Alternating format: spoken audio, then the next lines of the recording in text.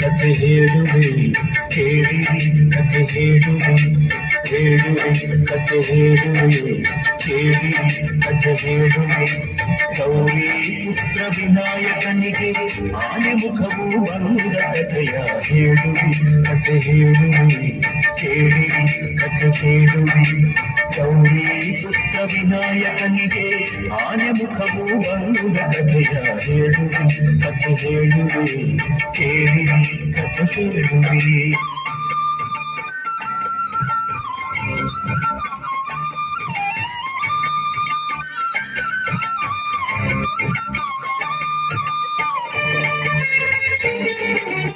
ಒಂದು ದಿನ ಪಾರ್ವತಿಯು ಸ್ನಾನ ಗೃಹಕ್ಕೆ ಹೊರಟಳು ಮಣ್ಣಿನಿಂದ ಮೂರ್ತಿಯ ಮಾಡಿ ಜೀವದಕ್ಕೆ ಇತ್ತಳು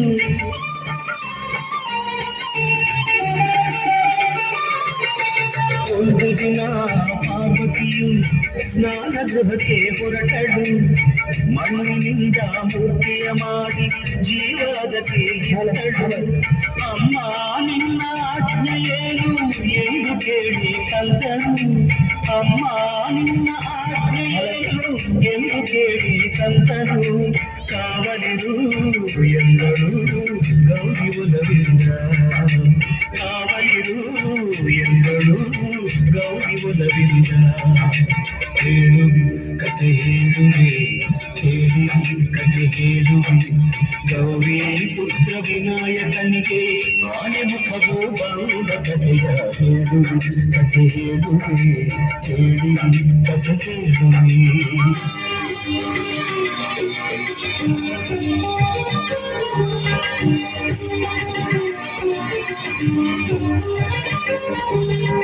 ಕಂದ ಕಾವಲಿರುವ ವೇಳೆ ಶಿವನು ಅಲ್ಲಿಗೆ ಬಂದ ಶಿವನು ಯಾರೆಂದರಿಯದೆ ನಿಲ್ಲಿಸಿದನು ಕಂದ ಒಳಗೆ ಬಿಡೆನು ಇಲ್ಲದಿ ಎಂದು ಕಂದಯನನು ಹೊರಗೆ ಹುಟ್ಟಿ ಬಂತು ಆಗ ಕೋಪದ ಹೊನಲು ಕೋಪದ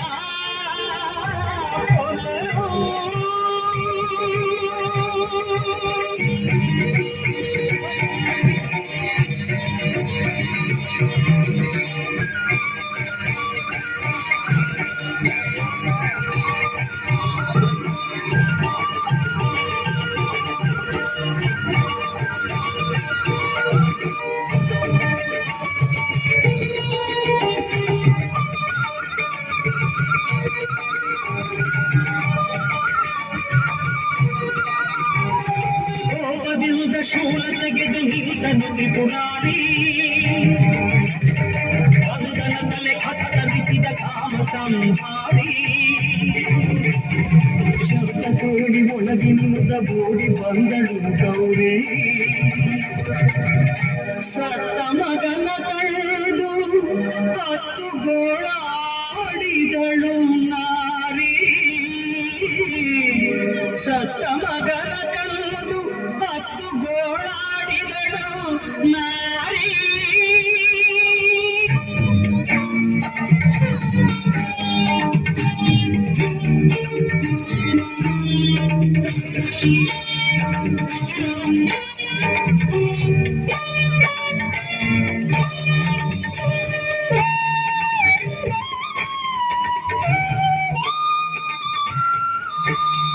ಸತ್ತ ಹುಡುಗ ತನ್ನ ಮಗನು ಎಂದು ಅರಿತಾನಂದ ಶಿವನು ಒಂದು ತಲೆಯ ಅರಸಿ ತನ್ನಿ ಎಂದು ಆಜ್ಞೆ ತಂದರು ಸತ್ತ ಹುಡುಗ ತನ್ನ ಮಗನು ಎಂದು ಅರಿತಾನಂದ ಶಿವನು ಒಂದು ತಲೆಯ ಅರಸಿ ತನ್ನಿ ಎಂದು ಆಜ್ಞೆ ತಂದನು ಅರಸಿ ಹೊರಟರು ಗಣಗಳು ದಿಕ್ಕು ದಿಕ್ಕಿಗೆ ಆನೆಯೋದು ಮರಗಿತ್ತು ಉತ್ತರ ದಿಕ್ಕಿಗೆ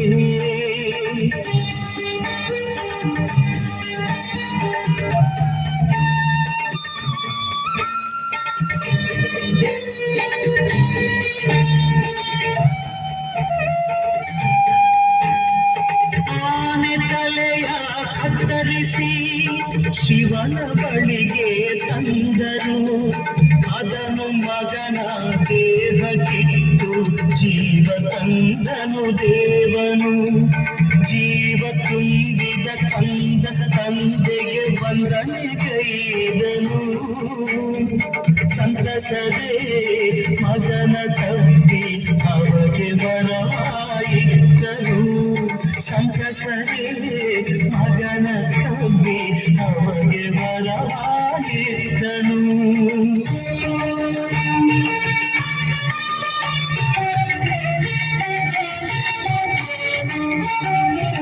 ಇಂದಿನಿಂದ ಮೊದಲ ಪೂಜೆಯೆಂದು ನಿನಗೆ ಎಂದನು. ಗಣಗಳಿಗೆ ನಾಯಕ ನೀ ಎಂದು ಶಿವನು ನುಡಿದನು. ಅಂದಿನಿಂದ ಕಂದನಾದ ದೈವ ಗಣನಾಯಕ, ಭಕ್ತರ ವಿಘ್ನಗಳನ್ನು ಹರಿಸುವ ವಿನಾಯಕ. ಭಕ್ತರ ವಿಘ್ನಗಳನ್ನು ಹರಿಸುವ ವಿನಾಯಕ. ಭಕ್ತರ ವಿಘ್ನಗಳನ್ನು ಹರಿಸುವ ವಿನಾಯಕ.